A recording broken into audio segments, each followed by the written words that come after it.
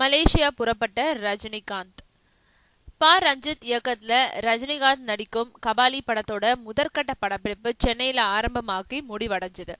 அடுத்த கட்ட படப்பிடிப்பு மலேசியாவில் நடக்க இருக்கு. இதுக்காக கபாலி படக்குழுவினர் சில நாட்களுக்கு முன்னாடியே புறப்பட்டு போயிட்டாங்க.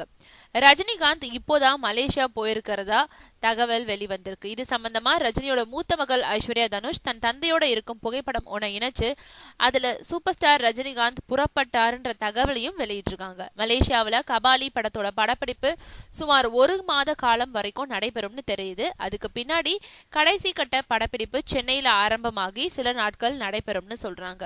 நவம்பர் மாதம் முழுக்க ரஜினிகாந்த் கபாலி படப்பிடிப்புல தான் கலந்துக்க இருக்காரு. அதுக்கப்புறம் கொஞ்சம் ஓய்வுக்கு பிறகு எந்திரன் 2 படப்பிடிப்புல டிசம்பர் 15 முதல் கலந்துக்க இருக்காரு.